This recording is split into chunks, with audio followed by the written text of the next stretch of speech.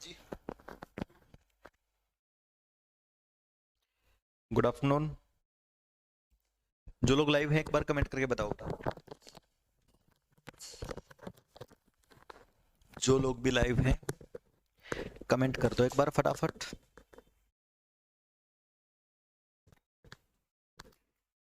बताओ कि कौन कौन लाइव है।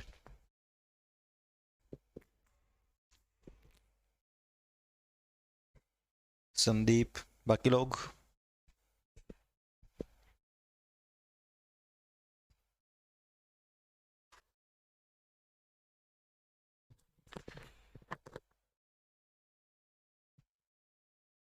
रजत, प्रियंका,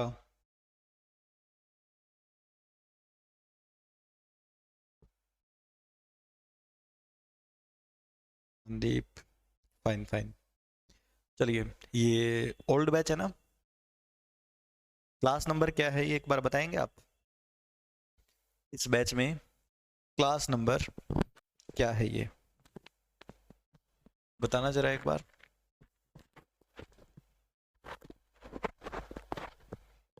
उसी पे करवा देते हैं।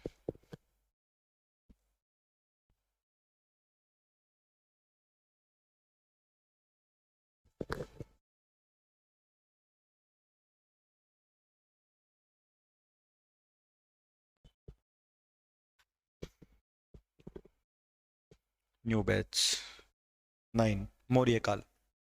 यानी आज हमें मौर्य काल को पढ़ना है। क्या सिकंदर की एंट्री हो गई थी भारत में? एक बार बताना। सिकंदर वाला टॉपिक कर लिया था क्या? बताओ।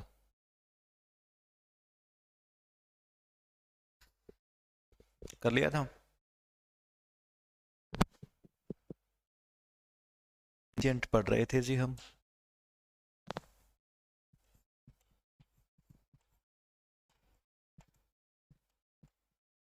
प्राचीन भारत।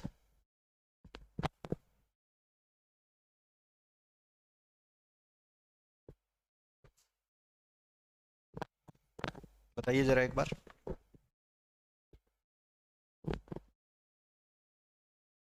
लास्ट क्लास में जो बात बताई थी वो बता दो।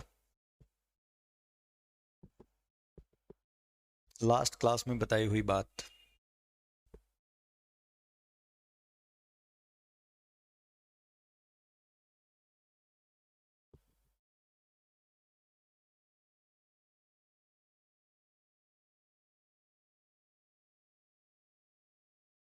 है कुछ? हिसाब से महाजनपद काल वो हमने कर ही लिया था। और मौर्य वंश आज हम करेंगे। बताना जरा एक बार। ओके रजत। पिछला जो हमारा टॉपिक था एक बार आप वो बता दीजिए, फिर मैं उसके हिसाब से आगे शुरू करता हूँ। ठीक है। मौर्य काल।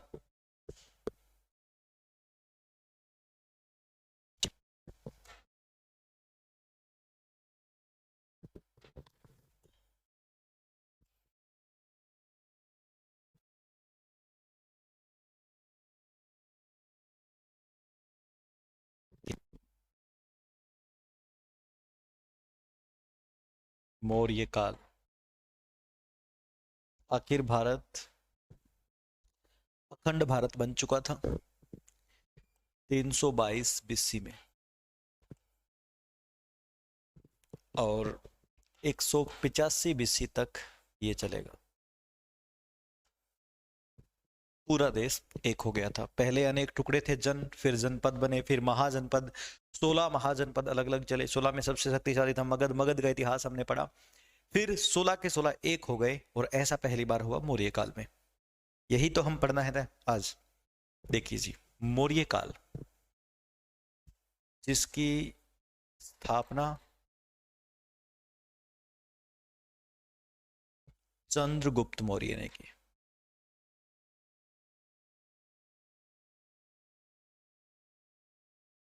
मौर्य मौर्य काल की स्थापना चंद्रगुप्त मौर्य ने की 322 से लेके 297 BC तक चंद्रगुप्त मौर्य ने राज किया। एक बार कमेंट कर दो जरा। चंद्रगुप्त मौर्य जब गद्दी पर बैठे तो इनकी राजधानी पाटलिपुत्र रही। पाटलिपुत्र। और इन्होंने अपना प्रधानमंत्री चाणक्य को बनाया। प्रधानमंत्री अपना चाणक्य को बनाया इन्होंने। फिर कमेंट क्यों नहीं आ रहे आप लोगों के? क्या सब सही है? तब चाणक्य ने कहा भाई ऐसा है, सबसे पहले तो हम विदेशियों को देखेंगे कि किसी का भी इंटरफेयर ना हो। और सिकंदर के हमले के कारण यूनानी व्यास नदी तक बस गए थे। व्यास तक बस गए थे तो यूनानियों को बाहर निकालना था। और बाहर व्यास नदी तक का जो एरिया है वो सारा अब सेलुकस निकेटर का था। सेलुकस निकेटर, सिकंदर का सेनापति, इस पूरे एरिया को कंट्रोल कर रहा था। सेलुकस निकेटर, ठीक है। तब सबसे पहले चंद्रगुप्त मौर्य ने चाणक्य की सहायता से यूनानियों को भारत से बाहर निकाला।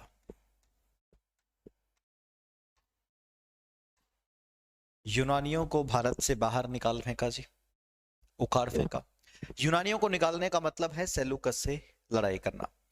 अब चंद्रगुप्त मौर्य और सेलुकस निकेटर के बीच दुश्मनी हो गई।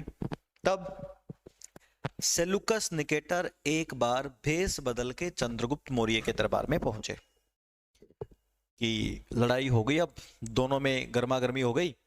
इन्होंने यूनानियों को निकाला, वो चाहता है कि हमारे जो यूनानी है वो सिकंदर के कारण यहाँ पे बस गए थे, व्यास नदी को पार नहीं कर पाए, तो वहां तक रहेंगे अब। तब जाकर के सेलुकस निकेटर को लगा पहले मैं इनकी प्लानिंग देख लेता हूं जाकर के। भेष बदल के पहुंच गया चंद्रगुप्त के दरबार में। चाणक्य ने आते ही पहचान लिया। चाणक्य ने कहा आओ सेलुकस। सेलुकस कांपने लगा। सेलुकस ने कहा कैसे पहचाना? चाणक्य ने कहा मैंने तो अंधेरे में तीर चलाया था, तुम ही निकले, अब क्या करें। अब 305 BC में इन दोनों के बीच, चंद्रगुप्त और सेलुकस के बीच जो एक युद्ध होना था वो एक संधि में बदल गया। 305 BC में युद्ध की जगह एक संधि हुई। इस संधि में एक तरफ सेलुकस और दूसरी तरफ चंद्रगुप्त। सेलुकस ने बीच में संधि करवाई चाणक्य ने। चाणक्य ने कहा सेलुकस को भाई देखो ये राज्य जो तुमने लूट रखे थे, हमने तुम्हें भगाया यहां से, ये तो वापस मिलेंगे नहीं। सेलुकस ने कहा ठीक है फिर मुझे 500 हाथी दे दो। तब इस संधि में चंद्रगुप्त मौर्य ने सेलुकस को 500 हाथी दिए। बदले में सेलुकस की बेटी हेलेना, सेलुकस की बेटी हेलेना का विवाह हुआ चंद्रगुप्त के साथ, ठीक है। 500 हाथी उधर गए, हेलेना इधर आई, ठीक है, इस संधि में। उसके बाद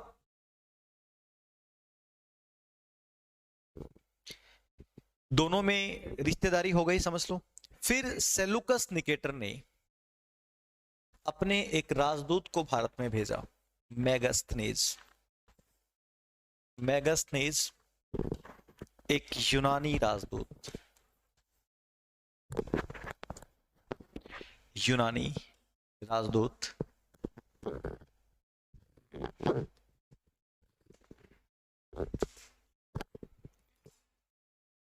चंद्रगुप्त के दरबार में आया।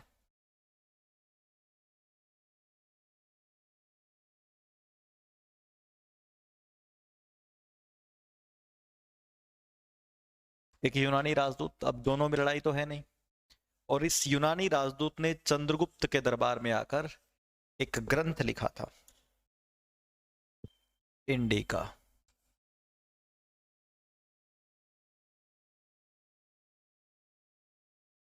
की इंडिका एक बुक है, ये इसने लिखी। चंद्रगुप्त मौर्य का समय बिल्कुल सही जा रहा था। अंत समय में चंद्रगुप्त मौर्य ने जैन धर्म अपना लिया।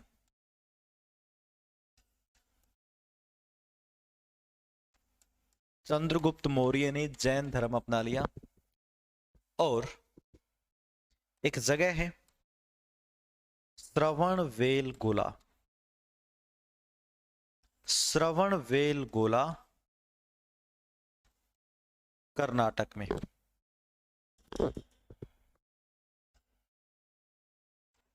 वहां शिफ्ट हो गया, और वहीं पर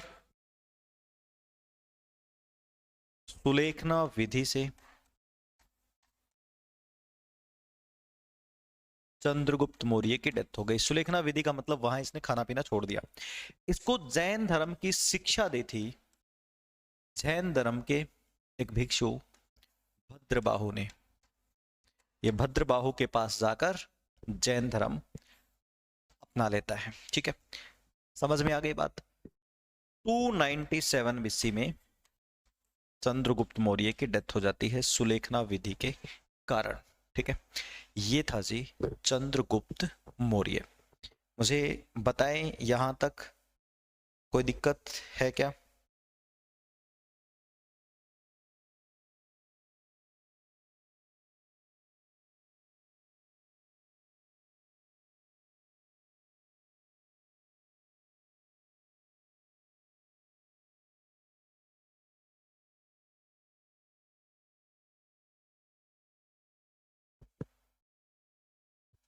बताइए जरा।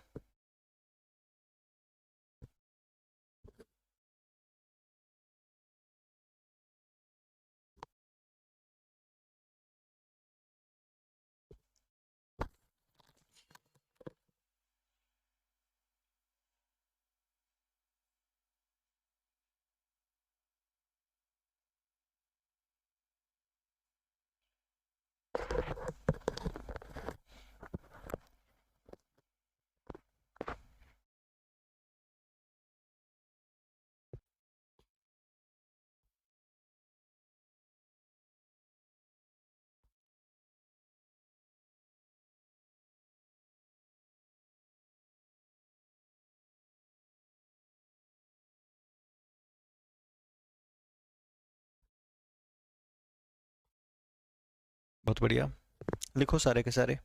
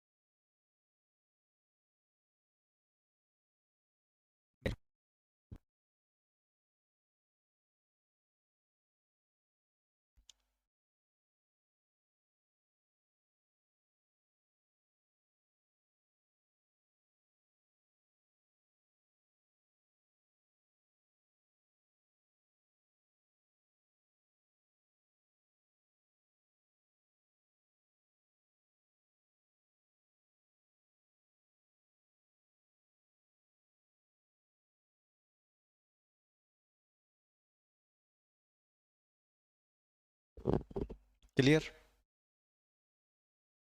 हाँ हाँ, लिखो लिखो लिखो।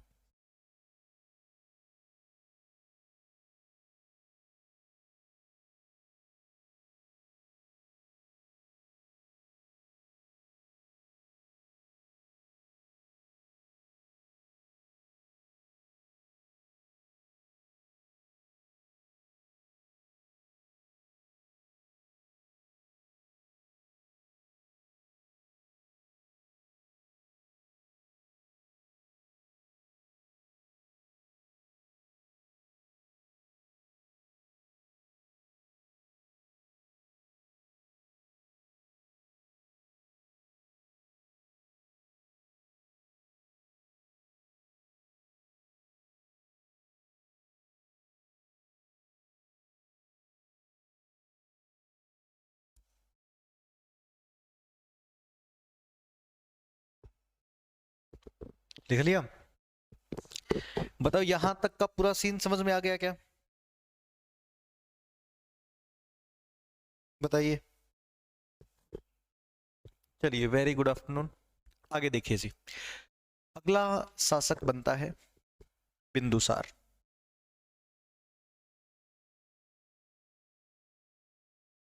दूसरा शासक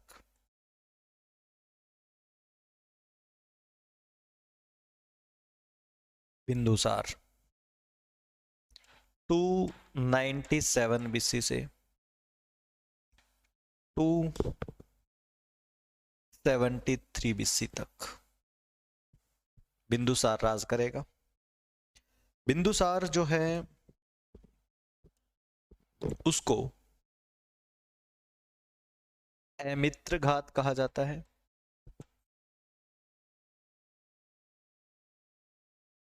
इसके अलावा अमित्र घात मतलब दुश्मनों का विनाश करने वाला। 16 राज्यों का विजेता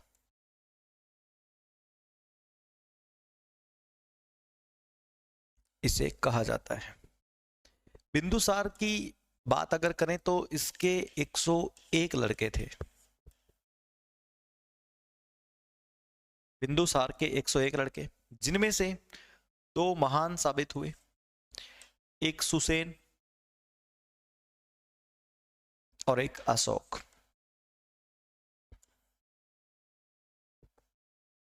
सुसेन जो है वो गांधार का गवर्नर था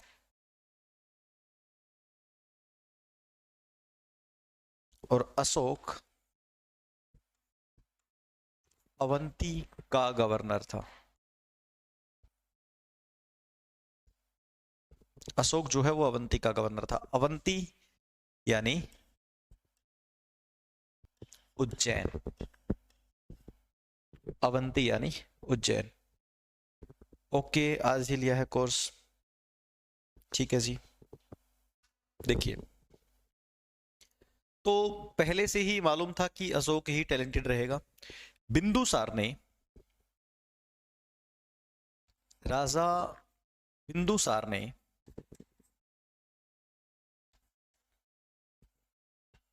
यूनानी राजा से कुछ मांग की थी। बिंदुसार ने यूनानी राजा से कुछ मांग की थी। अब देखो, उस समय जो यूनानी राजा था उसका नाम था एंटियोकस।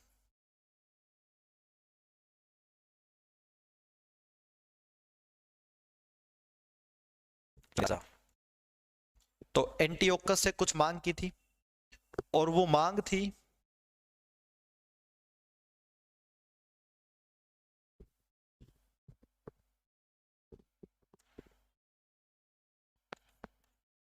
मीठी शराब,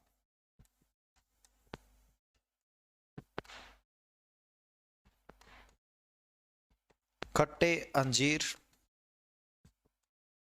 व एक दार्शनिक। दार्शनिक यानी फिलोसफर, कोई व्यक्ति जो दर्शन शास्त्र को जानता हो। तो यूनानी राजा ने कहा ठीक है जी, शराब भेज देंगे, खट्टे अंजीर भेज देंगे, दार्शनिक नहीं भेजेंगे। तीसरी चीज के लिए मना कर दिया था। ठीक है, यूनानी राजा ने अपना एक अम्बेसडर डायमेकस, अपना एक राजदूत बिंदुसार के दरबार में भेजा था। अपना एक राजदूत बिंदुसार के दरबार में भेजा था। सेकंड लाइन में लिखा है अमित्र घात, 16 राज्यों का विजेता। ठीक है, डायमेकस को यहां भेज दिया था। 273 बीसी में बिंदुसार की हो जाती है डेथ। अब जैसे ही बिंदुसार की डेथ हुई, सवाल यह था कि गद्दी पे कौन बैठेगा। अगला शासक 269 बीसी में गद्दी पर बैठता है। जबकि बिंदुसार की डेथ 273 में हो गई, तो अगला शासक 269 में कैसे, 4 साल बाद, क्यों? क्योंकि 4 साल का गैप इसलिए है, आमतौर पे क्या होता है जब राजा की डेथ हो गई अगला राजा तभी बनेगा। 4 साल का गैप इसलिए है, यूनान यानी कि ग्रीक, राजेश ग्रीक, 4 साल का गैप इसीलिए है कि अशोक ने कसम खा ली थी जब तक मेरे भाई जिंदा है तब तक मैं गद्दी पे नहीं बैठूंगा। ये 4 साल तक गृह युद्ध चला, 4 साल तक गृह युद्ध चला था, और इस गृह युद्ध में अशोक ने अपने 99 भाइयों की हत्या कर दी थी। अशोक ने अपने 99 भाइयों की हत्या कर दी थी, तब जाकर के अशोक गद्दी पे बैठा था। एक बार आप इसको नोट कीजिए, फिर हम देखेंगे अशोक को। यहां तक लिखिए एक बार आप लोग, फिर हम अशोक को देखेंगे।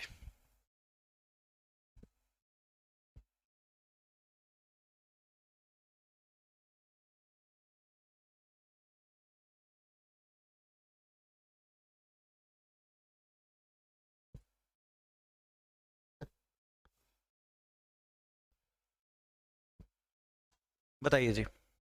ठीक है, मेरी बात समझ में आ गई? मैं एक बार इसको रिपीट कर देता हूं। ठीक है, सुनिए मेरी बात, कि दूसरा शासक बना बिंदुसार।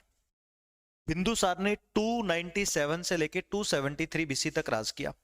इसके अलावा बिंदुसार को अमित्रघात यानी दुश्मनों का विनाश करने वाला कहा गया। बिंदुसार को 16 राज्यों का विजेता यानी कि 16 राज्यों को इसने कब्जे में ले लिया था ऑफिशियली। उसके बाद 101 लड़के हैं जिनमें से 2 फेमस थे, अशोक और सुसेन। ठीक है, अशोक का पहले से ही तय था कि यही बड़ा होकर के सम्राट बनेगा। बिंदुसार ने यूनानी राजा से कुछ मांग की, वो ये मांग थी, यूनानी राजा था उस समय एंटियोकस, एंटियोकस ने भेज दिया अंजीर शराब, दार्शनिक नहीं भेजे, उसने एक राजदूत को भेजा, अमेस्डर को भेजा, जिसका नाम था डायमेकस। 273 में बिंदुसार की डेथ हो गई, अगला शासक बनेगा अशोक।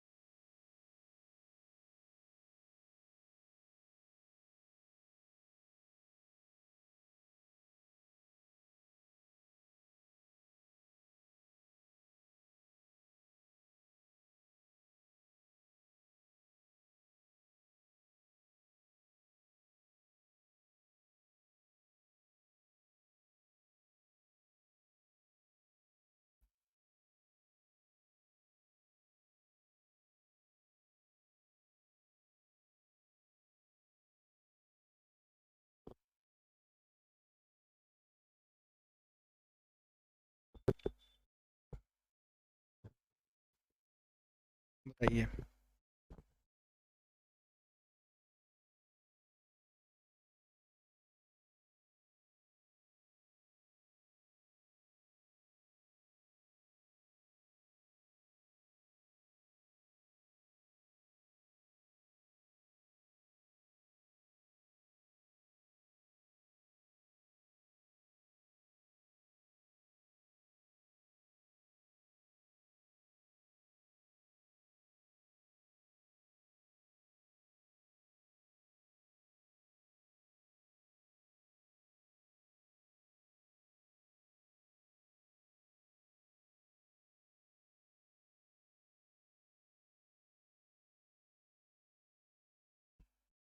ठीक है जी, रिपीट कर दिया है मैंने दोबारा, कोई दिक्कत?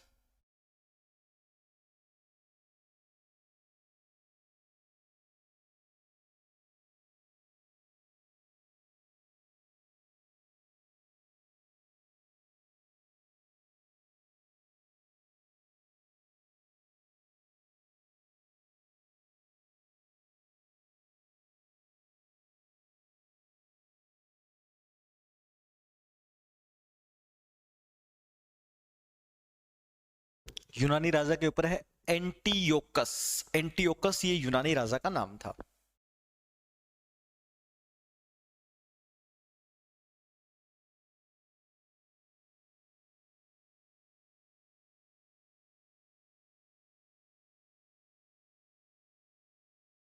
ठीक है जी, क्लियर?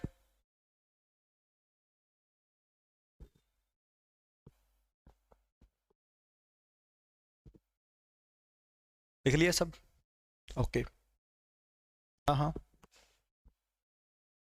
ये लिखा हुआ है दार्शनिक, एक फिलोसफर, दर्शन शास्त्र का ज्ञाता।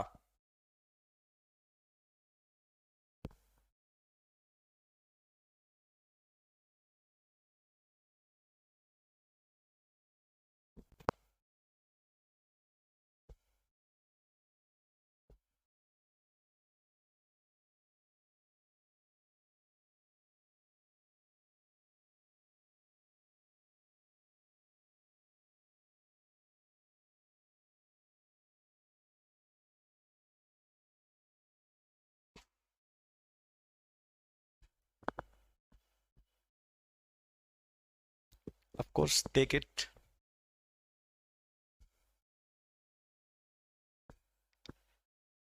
नहीं, मैंने 48 तक है आपके।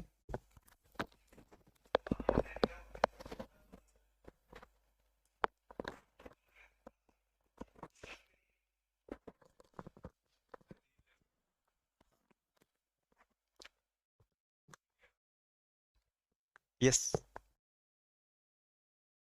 समझ रहे हो? चलिए आगे देखिए, अगला राजा बनता है अशोक।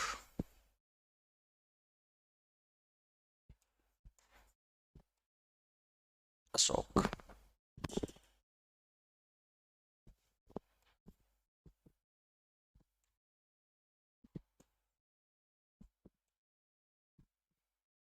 269 बीसी से लेके 232 बीसी तक राज करेगा अशोक। 239 बीसी से लेके 232 बीसी तक अशोक राज करेगा जी। अशोक की हम खासियत पहले से जानते हैं कि अपने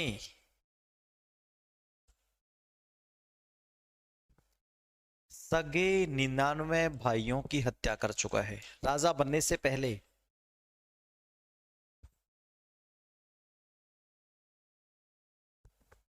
राजा बनने से पहले अशोक अपने सगे 99 भाइयों की हत्या कर चुका है, उसके बाद जो है राजा बना है अशोक।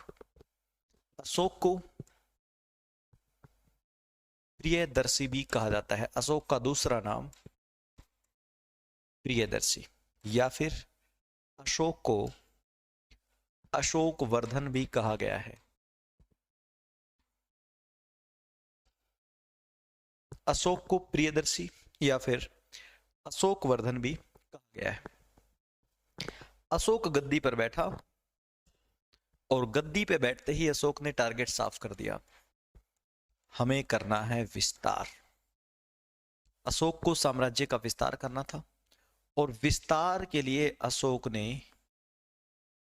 कोई कसर नहीं छोड़ी, जितना हो सके विस्तार करो।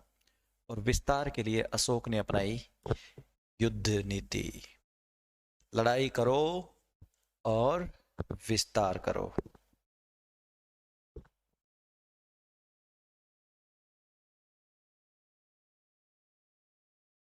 अशोक ने साम्राज्य के विस्तार के लिए युद्ध की नीति अपनाई, और अशोक का विस्तार यहां से लेके यहां, यहां और यहां, इस पूरे एरिया में हो चुका था। ये अशोक का साम्राज्य था। अशोक ने विस्तार के लिए युद्ध नीति अपनाई और कहा बस जहां तक हो कर दो विस्तार।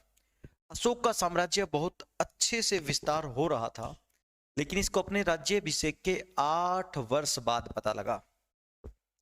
8 वर्ष बाद,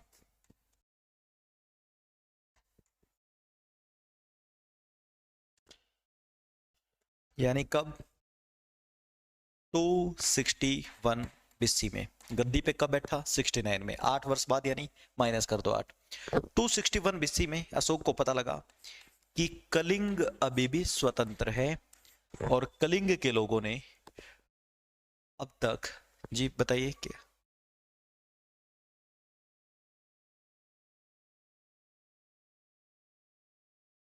दस मिनट और बस, तब तक उनको चाय पिला दीजिए, ठीक है। कलिंग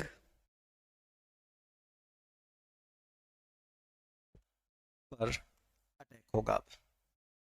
अशोक ने कहा कर दो कलिंग पे अटैक। तब कलिंग पे अटैक कर दिया अशोक ने। भाई अफगानिस्तान के लोग मेरे अधीन आ गए, तुम नहीं आए। मैं पाटलिपुत्र में, और कलिंग बिल्कुल नजदीक, ये रहा कलिंग, आज का उड़ीसा। कलिंग पे अटैक कर दिया। इसको कलिंग नरसंहार कहा जाता है। कलिंग नरसंहार में अशोक ने 1 लाख लोगों की हत्या करवाई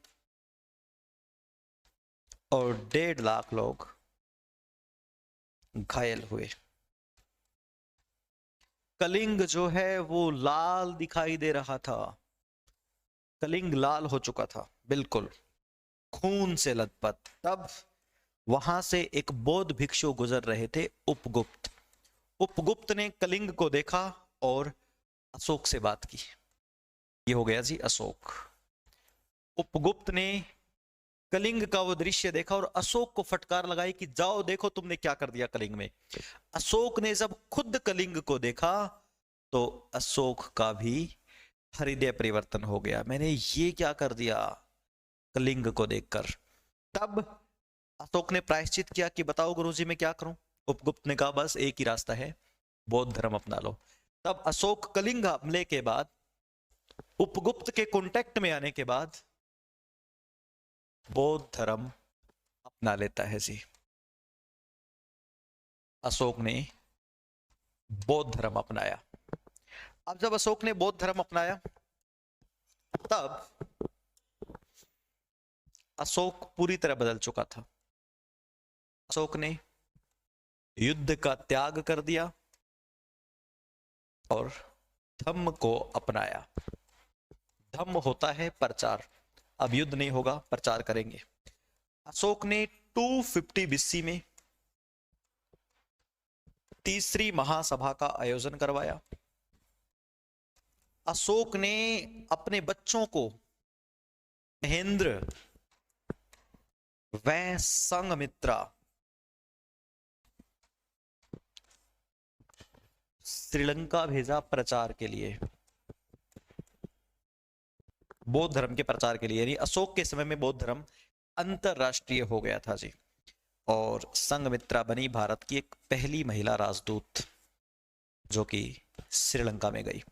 इतना ही नहीं, अशोक ने बौद्ध धर्म के प्रचार के लिए अभिलेख भी जारी किए। अशोक के अभिलेखों को हम बाद में पढ़ेंगे, ठीक है। एक बार आप लोग यहां तक नोट कीजिए, मुझे बताइए यहां तक कोई दिक्कत है तो।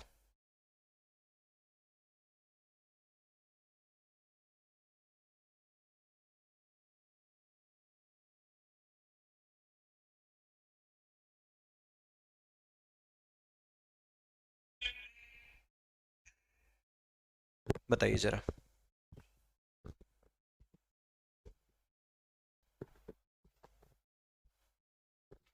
यहां तक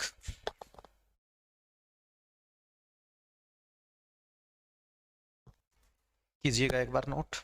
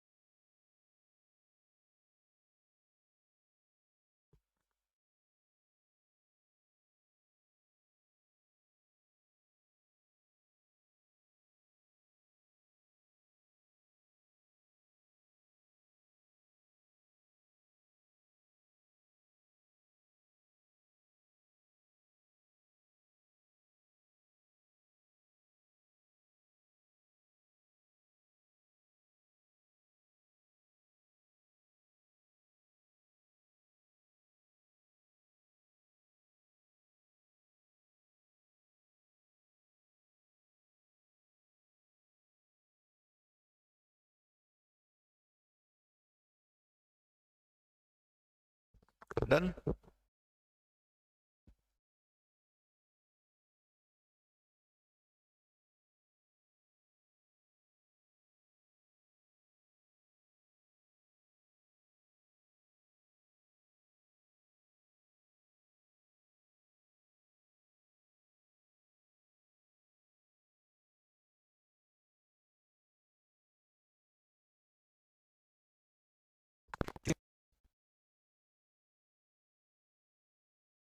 ये काल के 3 शासक हो गए।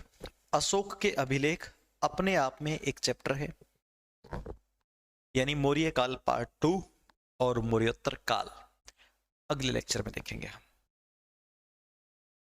पूछना है किसी को कुछ इसमें से पूछिए, अगर किसी को पूछना है तो कुछ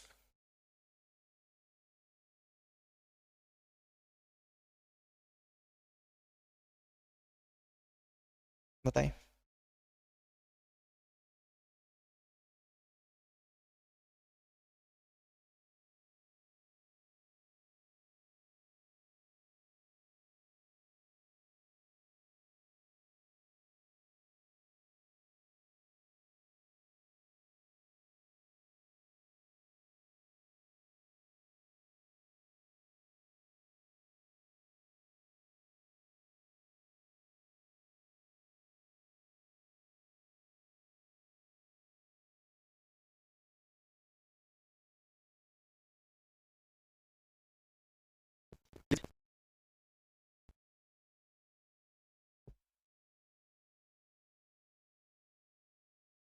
ये क्लास 2 बजे स्टार्ट हुई थी जी।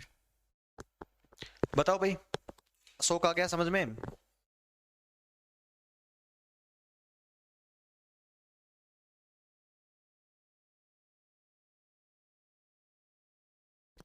तो ठीक है, फिर आज यही तक होगा। अशोक के अभिलेख यानी मौर्योत्तर काल और मौर्य काल पार्ट 2 और मौर्योत्तर काल अगले लेक्चर में करेंगे हम। Bye bye.